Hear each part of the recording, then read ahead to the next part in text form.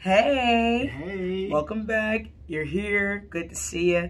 Our lovely Roy is here. Love him. So, we're just going to get right on to it. So, this video is 3 things to know when it comes to Peerspace bookings. I'm talking about all of the red flags. You need to know the T. All of them. Yes. So, the first one, what is the first one, Roy? Listening parties.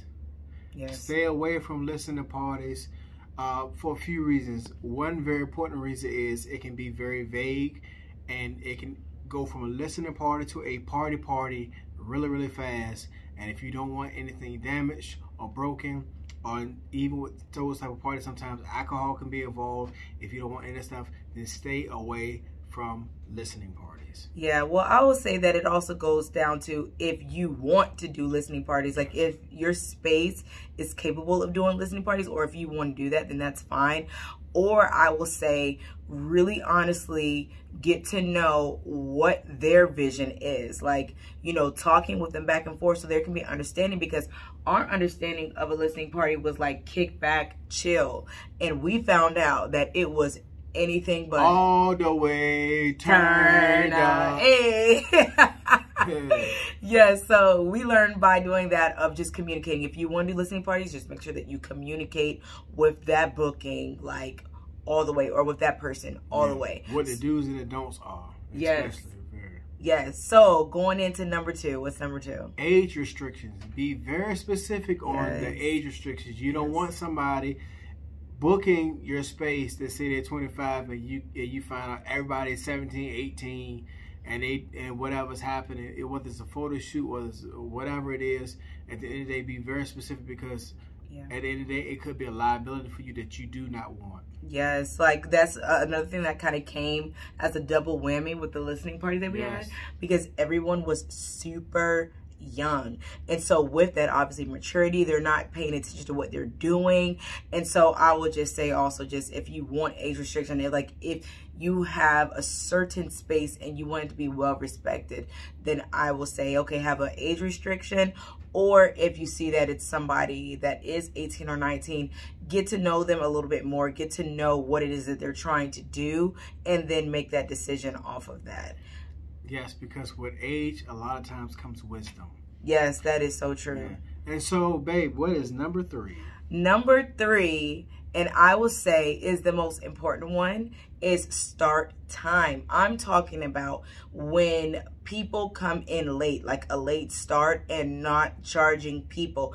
If you say that or if the listing or the booking, I'm sorry, starts at 2 o'clock and they're there at 2:30 or close to 3 o'clock, then you can charge them 30 minutes or that hour. And I'm just saying that because me especially, because it's normally me that's like, okay, well, you're fine. And so many times, like, you know, we had to run into time because of the late start times. And, you know, sometimes it wouldn't be a problem if we were compensated for that. So I will say the biggest like red flag and something to know and something to grab from this is if they are starting late, you can add that to their overall invoice and message them and let them know that before the booking and after. So meaning, like, I will say, hey, so nice to have you. We're excited to have you. Just want to let you know you can have a grace time if you want. We have a 5-minute grace time.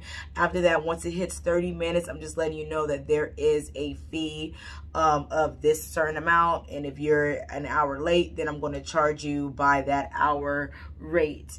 And letting them know before then. And then also when they are beginning to get late, letting them know again so that they can know, so no one's like, oh, I didn't know, and all this other stuff. So I will say that that is another like red flag, red thing, be alert about, is make sure that you are getting compensated for when people are late, and also make sure that you are looking at your policy, okay?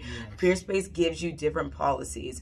I know our policy is you have, I think maybe like 2 days or something like that to cancel it without you being charged. And so I know some people are like, you know, some people got charged still, or got their money still from a booking that didn't show up, and then some people didn't. So I will just say go back on that policy and make sure that it's down to the T of what it is that you want.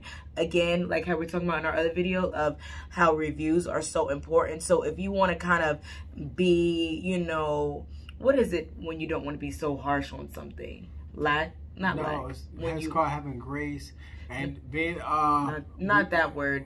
I'm pretty much saying that in the beginnings, if you want to have more bookings and reviews and stuff like that, more understanding. Yeah, but I wasn't saying that either. But yeah, that's good.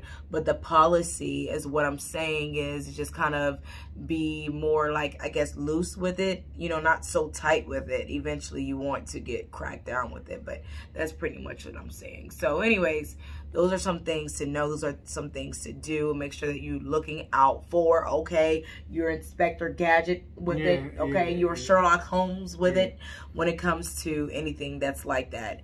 Yeah, and so before we go, always remember, just piggyback off what Christine said with start times. Yes. Remember, when you're 15 minutes late to a doctor's or a dentist appointment or something, they charge you. They do. They charge you, and then they're going to make you reschedule. Yeah. However, understand that things happen. People have traffic. This may happen. So everything has to be a situation by situation, a deal. But at the same time, still stand firm on what Christina said. Like Christina said, with the policies and understand it. Yes, so y'all, that's it. It's quick, it's easy as that. We will see you on the next video. Bye. Bye.